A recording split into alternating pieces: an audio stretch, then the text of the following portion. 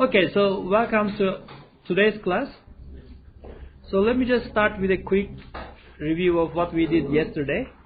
Yesterday we basically spent 2 hours on how systems are classified according to different properties, and I gave you 3 different ways to classify a system.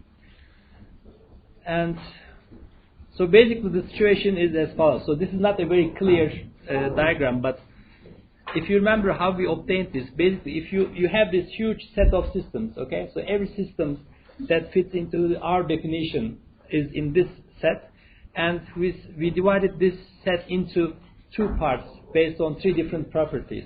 So at the end we have this situation. So any system that you can think of falls somewhere on this set, okay, and depending on its properties it will have so for example, if it is here, then that means our system is according to this red classification, it's a dynamic system, okay, and according to this blue classification it's a linear system, and according to the green classification it's a time invariant system, okay. So we will spend all our time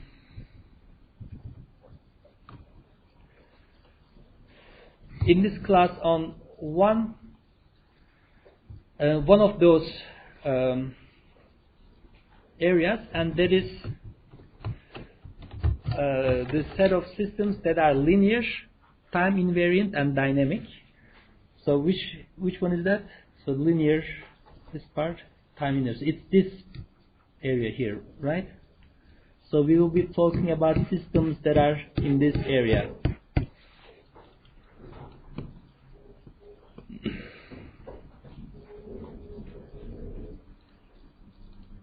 Okay, so let's go back to these lecture files, lecture notes file.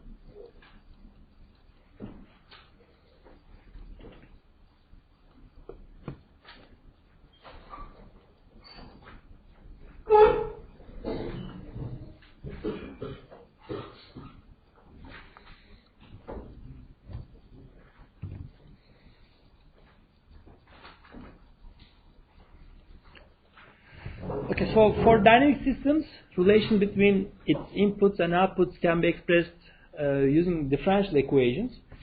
And since I said that we are interested in linear, time invariant, and dynamic systems, then we will be studying systems that have equations in this form. In the most general sense, there will be nth derivative of its outputs, and then there will be smaller order derivatives, and these may have some arbitrary coefficients. So let me call this A1 and A2.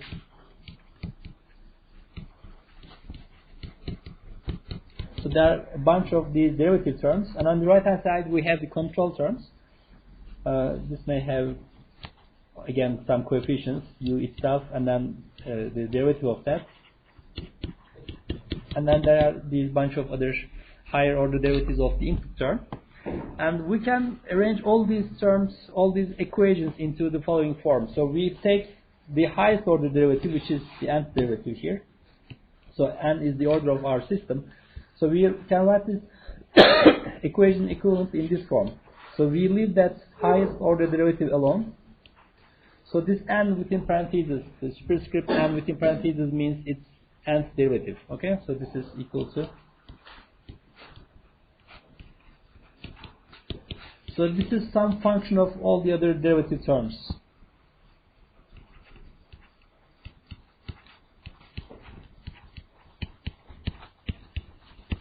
And then there will be u terms.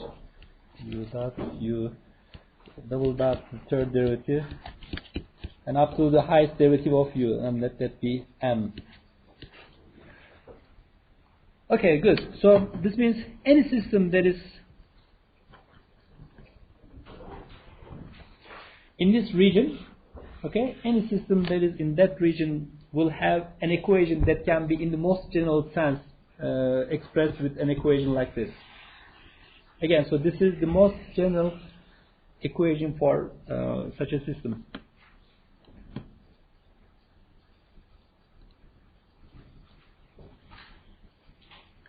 Okay, so this is the same equation here. So let me just copy this as well.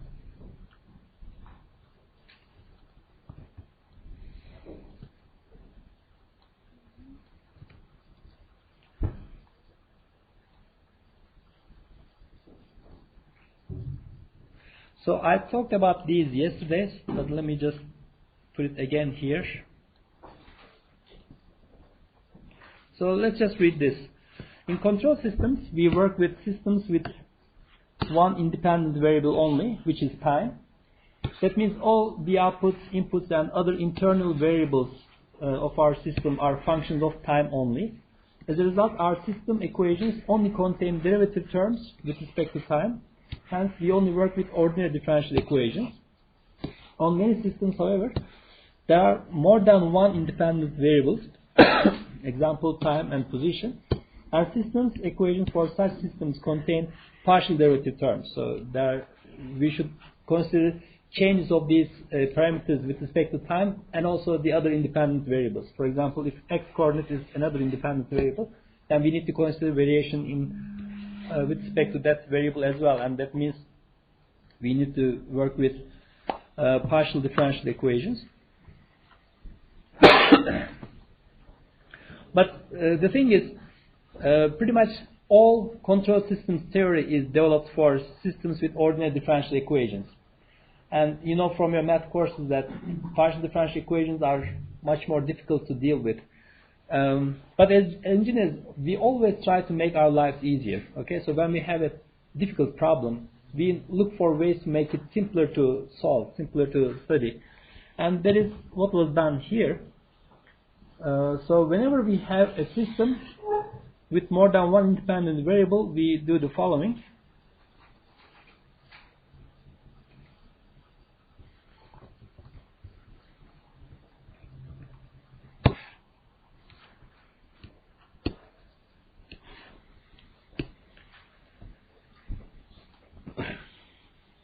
So this is an example to such a system. So we have this rod. So we only consider it to one dimension. That means we assume that this thickness is small enough that the variations in this direction is ignored. Otherwise, if this is a thick object, then we need to consider this axis as well, which brings another independent variable. However, let's say that only this dimension of this object is significant. So in this case, as an input, we apply some heat to our problem. So here we assume that we have a point heat source, right? So we are heating at this point only. So we can have a distributed heat source as well. So that means we can have a heating element. Suppose that we're applying heat through that. Then in that case, the inputs will be a function of x as well, right? But in the original example, let me just take all these back. In the original example, we assume that we have a point heat source, so that's only a function of time. But the output is a function of both time and x.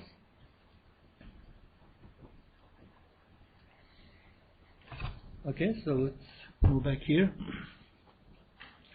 So what we do is we divide the system into a finite number of elements along the x direction.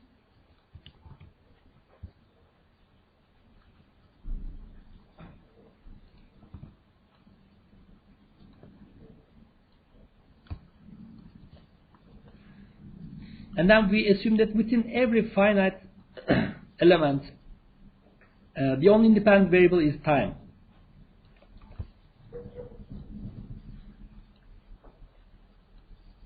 So normally we know that the temperature is changing along this direction.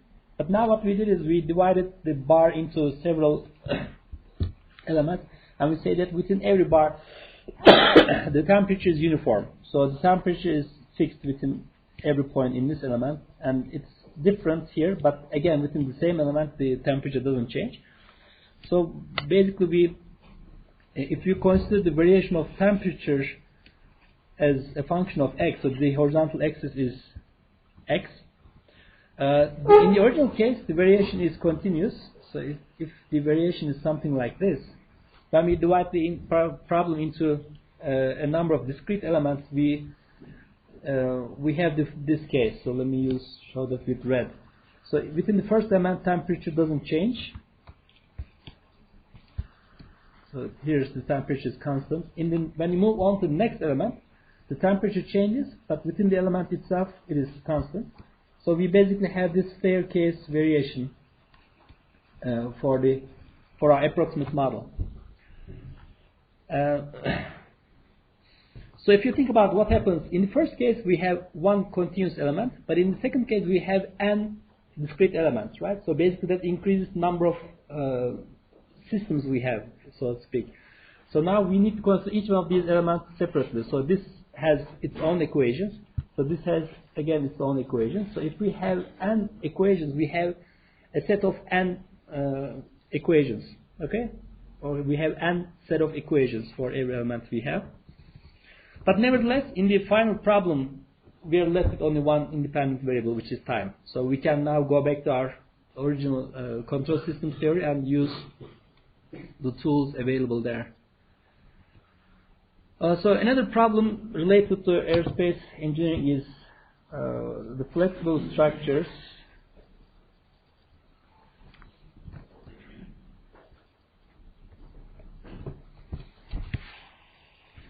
So if you consider an aircraft structure such as a wing, so we know that wings are generally very flexible elements, and under loading they deform.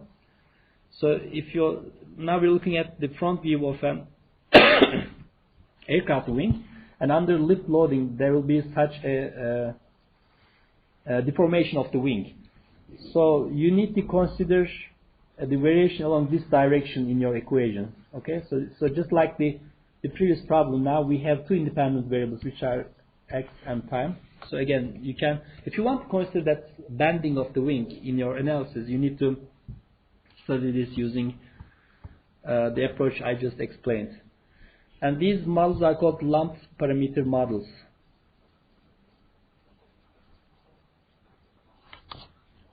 Okay.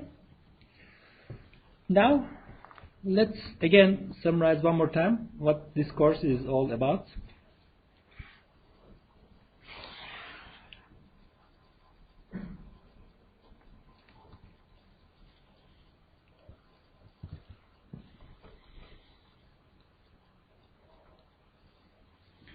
So in the control engineering, so this screen summarizes what we do. So I am a controls engineer and I spend all my time doing one of these things. Okay, so we take a system and then the first thing we need to do is we need to have a mathematical model of that system. Okay, so we can't do anything without a model. So the first step is to obtain the equation or equations describing that system. And in this department there are several courses you take to know how to write equations for systems for different areas. For example, in statics and dynamics courses, you learn how to write equations for mechanical systems. And you take the fluid mechanics and aerodynamics courses. In these courses, you learn how to model flow systems. You take thermodynamics and heat transfer courses. There you learn how to study thermodynamic problems. Okay, so once you have the equations, then we use those equations to that system model, mathematical model of that system for two main purposes. The first one is system analysis. The second one is control synthesis. The system analysis is can be explained as for a given input signal and initial conditions, we compute the output of the system.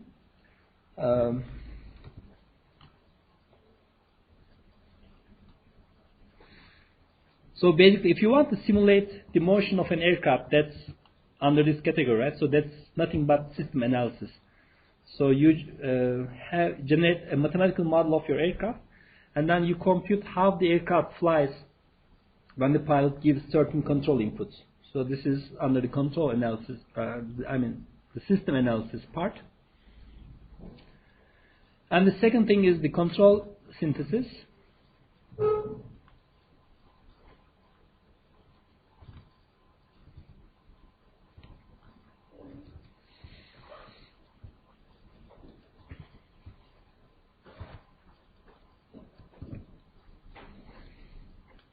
And in control synthesis, we study the inverse problem.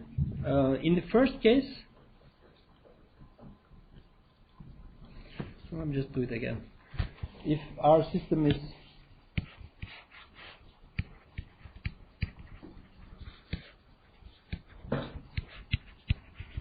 so we have the mathematical model and we have the control input. Using these two we compute the output. This is system analysis. In the control synthesis part, we again have the mathematical model, but this time we want the output to be something. Okay, so we want the system to move in an acceptable way, and then we calculate the necessary control input for that. So we calculate what the input should be. In the first case, we calculate what the output will be, and in the second case, we compute the inputs. Okay, and this is control synthesis.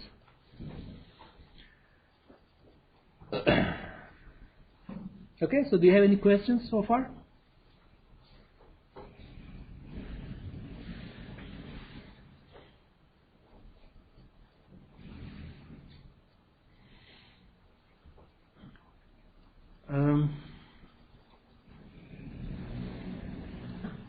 So the first part, the system analysis part, this course is mostly about this part, the system analysis. So in this course we will be spending a big majority of our time on the system analysis. We will make a brief introduction to the controller design part, the control synthesis part.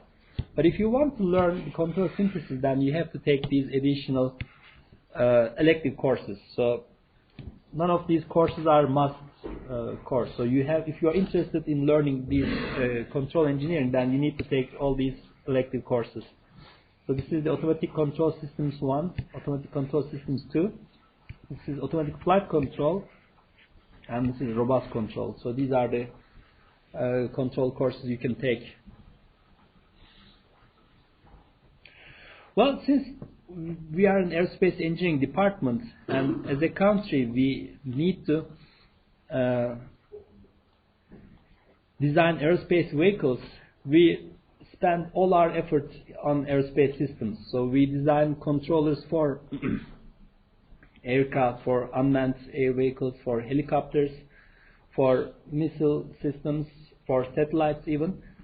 But in general, you can apply all these knowledge on any system you can imagine. So in our first lecture, I told you that you can work on medical systems.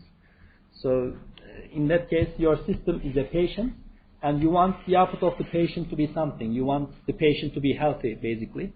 And you can calculate what you should give as an input to that patient. So that's a control problem. Or you can control on finance-related or investment firms. That means you have a certain amount of money and you want the output to be as large as possible. So you want your profit to be maximum. And then you try to find out what you should do with that money. So that's also a control problem. So that means don't think that if you take all these courses, all you can do is control aircraft. That's not really the case. You can control washing machines or, I don't know, televisions, whatever you can. A lot of different things. Okay?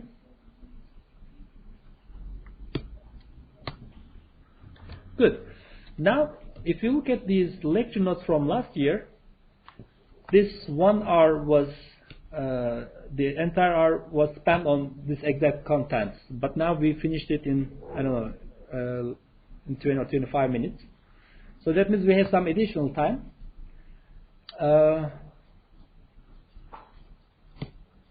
So if you have anything to discuss, we can do that. If not, I would like to show you some Matlab, as I said at the beginning. Okay, so I see some nodding heads, so that means you're interested in seeing some Matlab. So let's do that.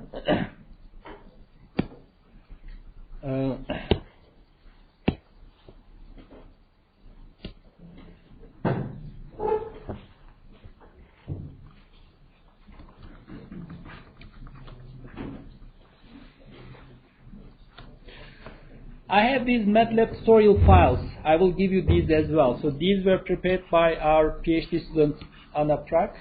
She's still here in this department, so you can, if you have any questions, you can find her but these are very well prepared. So these documents are excellent. So once you read through these documents, you will really learn a lot about Matlab. Okay, so Matlab is a program that looks like this. Okay, so there are different windows here. On this, on the left window here, it says current folder. You see the files in that directory. So this is the workspace. Workspace is the area where you work. So this is the main command window. So when you first run Matlab, this is where you are. So you are in this command window, and you can type commands. So you know how to write Fortran programs, right? In Fortran programs, you write everything in a file, and then you compile and execute that file. So what's good about Matlab is you don't have to go through that. You don't need to write a program and then compile it and then run to do anything. So you can just type it and then it will do it for you. For example, I can do some mathematical operations here. I can define a variable, a, and let me give a numerical value to a. A has a value 1 now. Or let me make it different. Let me make it 2. And if I want to calculate the square of a, all I have to do is just type a to the power 2. And it will just give me the square of that. So it's more like a calculator in that sense. So you don't, again, need to write a computer code to... So if you are using Matlab, Fortran, that's what you would have to do, right?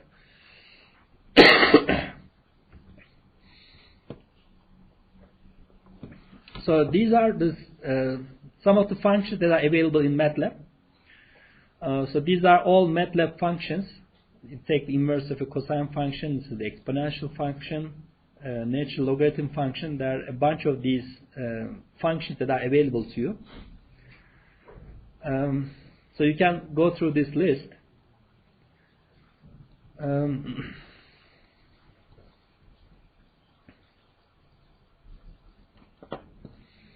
So for example, if you want to calculate a complex function like this one, so all you have to do is you need to type these things, right? So you need to define all these variables, PC, give a numerical value to that, give a numerical value to this, and once everything is defined, you can just type it, and then it will give you the result. Okay, so the command window is very useful for such quick calculations. But if you want to make some more complex calculations, if you want to calculate a bigger problem, and if you want to do that, run that over and over again, then you can write all your commands in a file. So this screen here is the editor. It doesn't have to be here. You can make it a separate window like this one. So this is now a separate window. So you can type all these commands. The things that you wrote here, you can write them in a file and then run that file just like how you do in Fortran. So let's do that. Let me just define a value for a, and let me calculate a function of that. So I take the square of a, for example. Or let me define another function. Now this is sine of a, for example. So by the way, these things are required if you don't want the result to be shown on the command window. So for example, if you say y is equal to a to the power 2 and hit enter, it gives you the result as y is equal to 4. But if you put a semicolon at the end, it doesn't show you the result. It calculates this equation and stores the value in y, but it doesn't show you that. If you need to know what that is, you need to type y and it will give you the result, y is equal to 4. Okay, so I think this is enough for now. And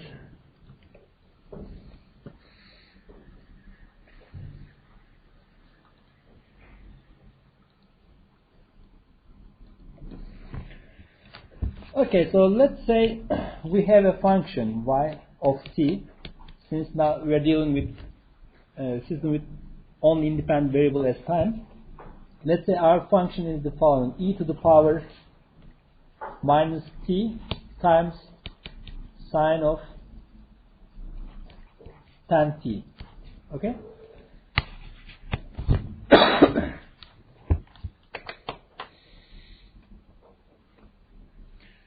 And let t be equal to 0. So let's first calculate the initial value for that function. So let's say t is equal to 0. And I write that function y is equal to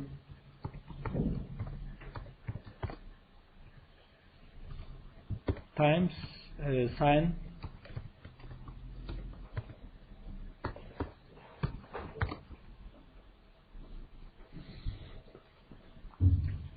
So this is how you write this equation, e to the power minus t. Instead of this, I use the function x. This is the exponential function. And this is the multiplication. Sine function 10 times t. So let me run this. To run this file, you don't need to compile explicitly. When you hit the run button, it does everything automatically. But obviously, I need to give it a name first.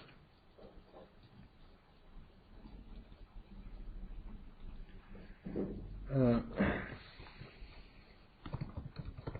let me call it example 1. The Matlab extension for these Matlab programs is M. Okay, so it saves it. Now it's asking me to change the working folder. I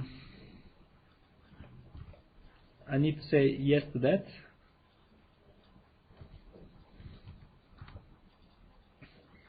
Y is equal to 0, okay, and which is what we expect, right? So if you put t is equal to 0, sine 0 is 0. So this is 1. 1 times 0 gives us 0. Let's say my goal here is to show this, or to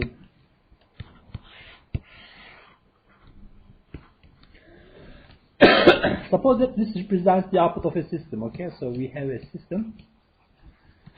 And we did system analysis, and we found the output of the system to be expressed by that function.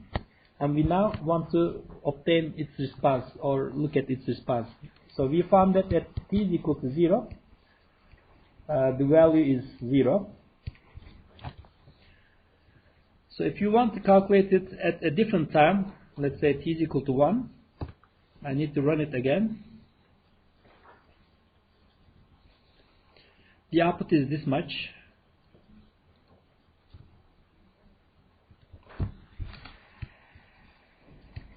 It's somewhere here. So you want to do that at a bunch of points.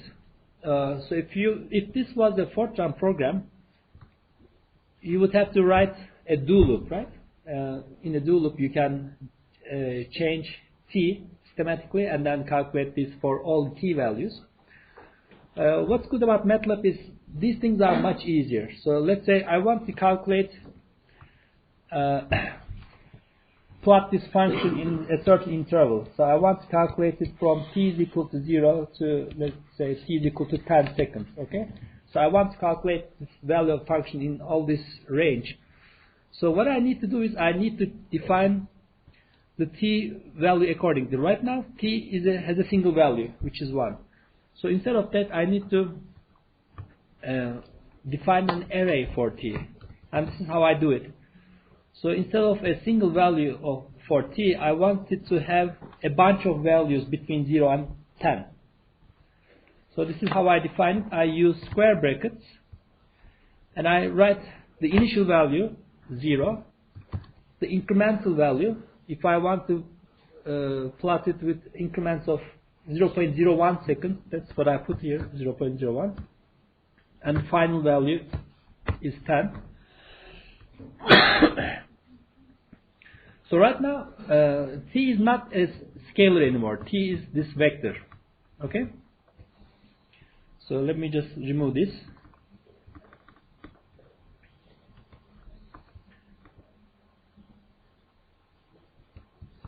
And if I execute this, so if I type it in command window, so this is what t is, right? So it has a vector of 1001 elements. Okay? Now I need to calculate the y for all these t values. There's something I need to be careful about here. So let me make it a smaller vector. So now there are 11 elements, right? And let me put this sign, and that takes the transpose. So when I do that, it becomes a column vector. So without that sign, it was a row vector, but that takes the transpose of that and becomes a column vector. And if I calculate e to the power minus t, it gives me this vector. Now each element here is e to the power minus corresponding value. So this is, for example, e to the power minus 5, I think. Okay, so this is a very simple calculation. And now I need to have this one, sine of 10 times t. So let me calculate that as well.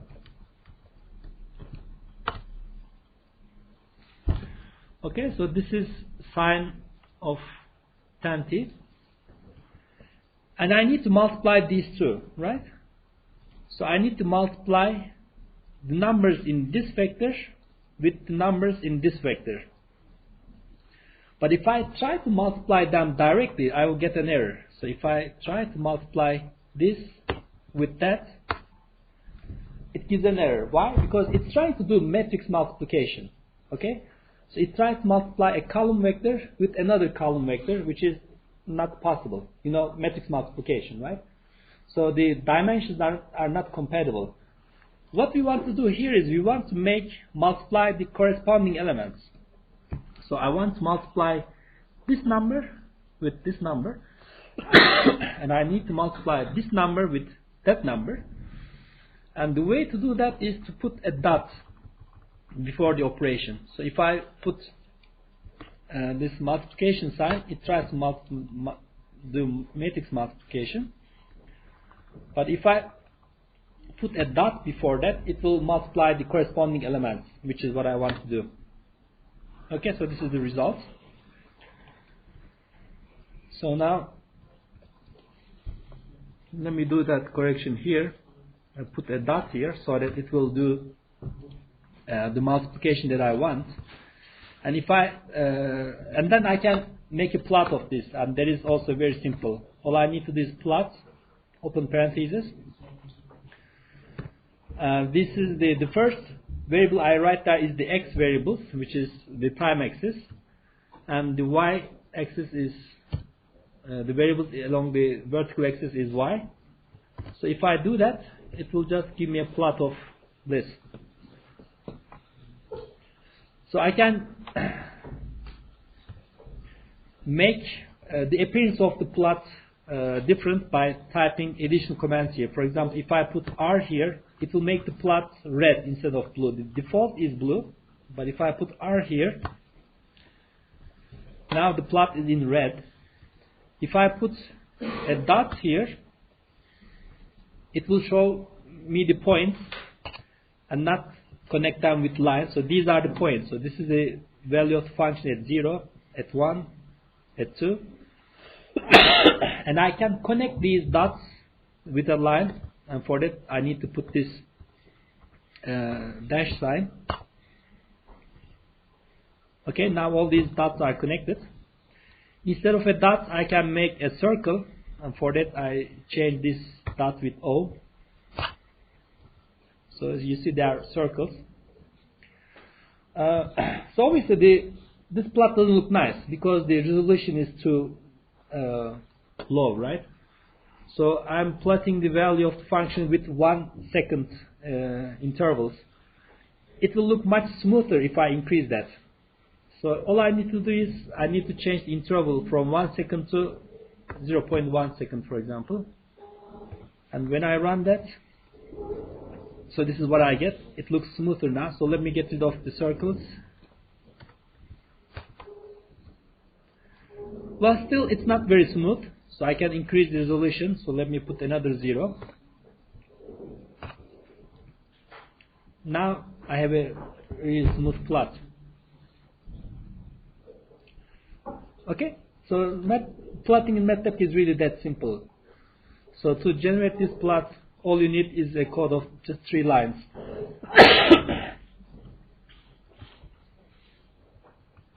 So what's good about Matlab is you can do things, write programs much faster.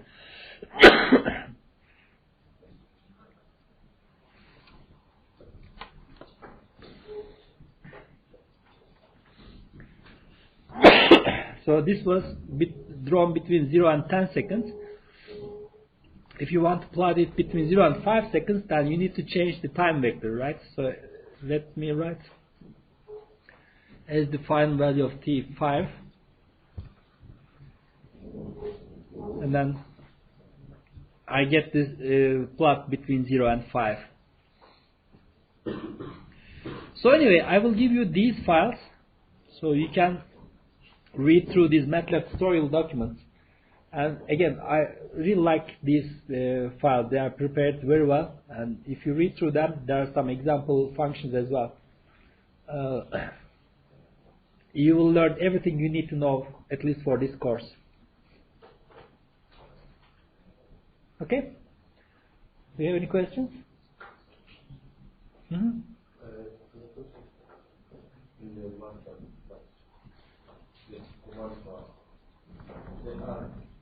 This one or the other one? That stands for red. It determines the color. So if you want this to be green, for example, instead of red, you need to put G there for green. And then the plot will be green.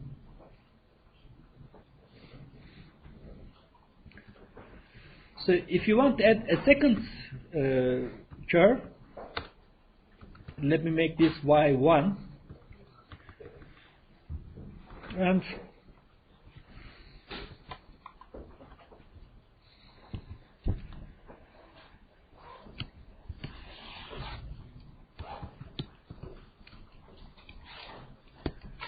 let's say the Y2 is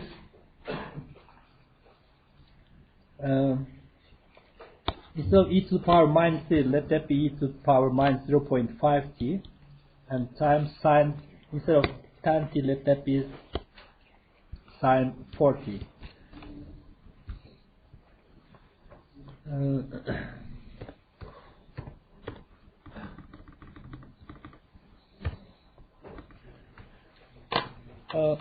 So if I want to add a second plot to the same window, I need to say hold on. So that means it holds the plot and then plots the following figures or following functions on top of the same plot. So let me plot the second one in black. For black, the letter is K.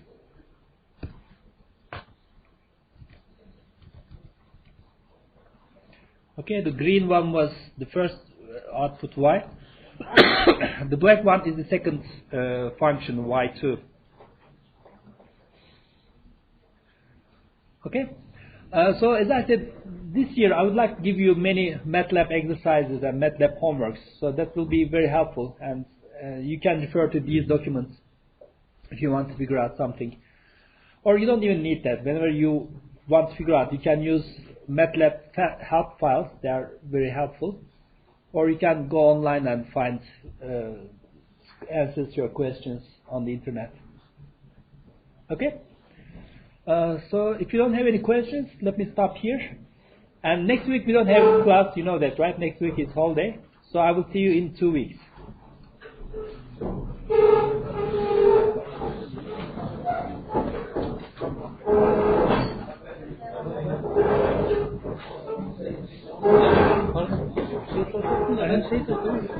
Ekon zorunluluğu kalkmış diye Ekon evet zor değil aslında, yani o önceden de değildi bir şekilde, herkes öyle biliyordu ama onun yerine herhangi bir non-teknik ister.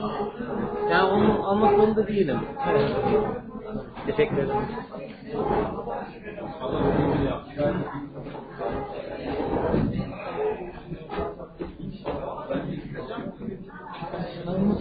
sonu yapma ihtimaliniz var mı? Var. Niye sordun? Yani tam bir kadın gibi bir hafta sonu yurt dışına çıkma ihtimali var mı? Onun için bilet alacağım. Hani sınav tarihlerini öğrenmeye çalışıyorum. Hafta sonu yapmak lazım. Ya, iki section olduğu için ders saatinde yapamıyoruz. Çünkü section'ın saatleri oluyor. Dolayısıyla ya akşam oluyor ya da hafta sonu oluyor. Yani ikisinde de oluyor. Hafta sonu yaptığımız da oluyor, akşam yaptığımız da oluyor. Şimdi Ne zaman belirlenir peki? ya ondan sonra bir an önce belirlememiz lazım. Çünkü yani vakit yaklaştıkça zor oluyor. Ondan geçiyor. Önümüzdeki hafta falan belirlemek lazım. Ben onunla ilgili formayı yazarım. Orada belli olur. Teşekkür ederim.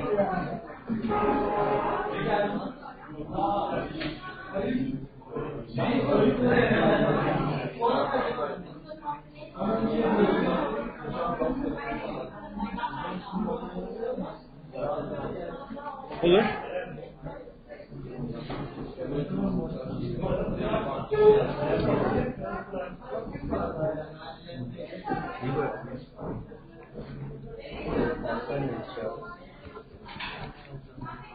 Sen böyle.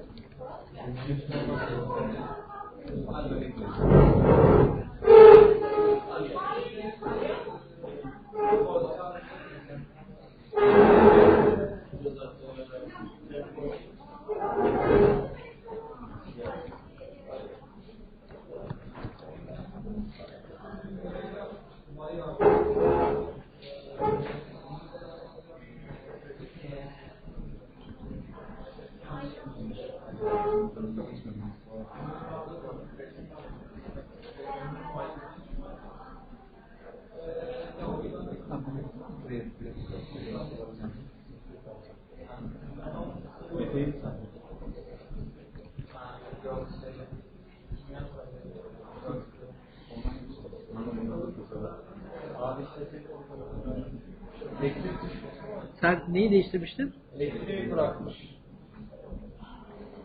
Tamam, şuradan bir şifreni yazarsan.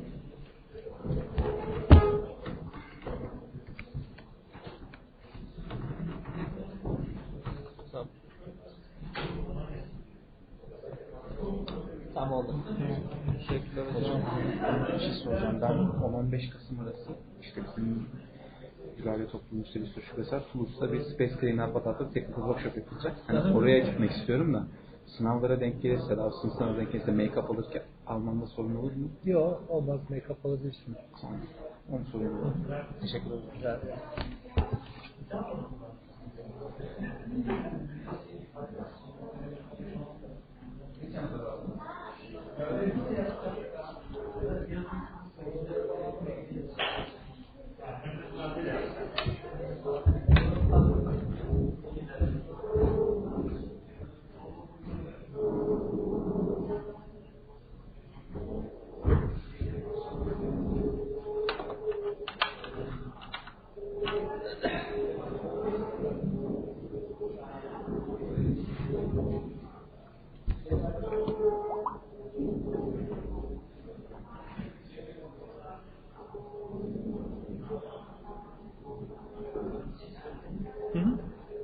Ders materyallerini nerede buluşuyor? Matlab Class diye bir web sitesi var. Oraya normal Aerospace Engineering database ile mi giriyoruz? Yok, ODTÜ. Normal bir numaran var ya, onunla giriyorsun. Sen peki kayıt yaptırdın mı derslere? Kayıt yaptırdım ama onaylatmadınız. Yeni kayıt oldu mu AirDrop'larda? Evet. Tamam. O zaman belki senin şu anda henüz ismin orada çıkmıyor olabilir. Normalde kendi kullanıcı adı ve şifrenle girince aldığın dersleri görmen lazım.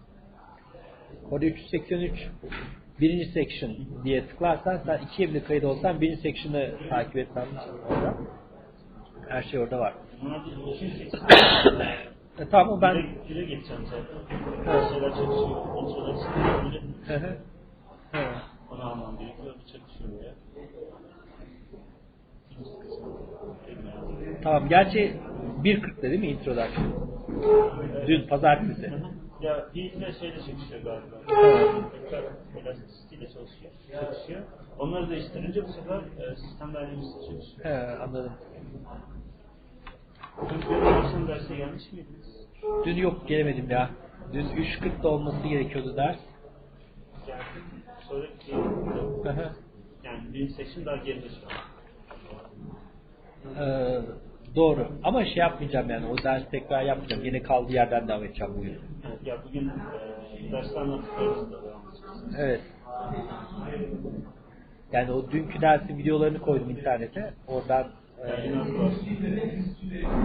evet. Ya onları YouTube'a koydum aslında da bağlantıları şeyde Matlab'da.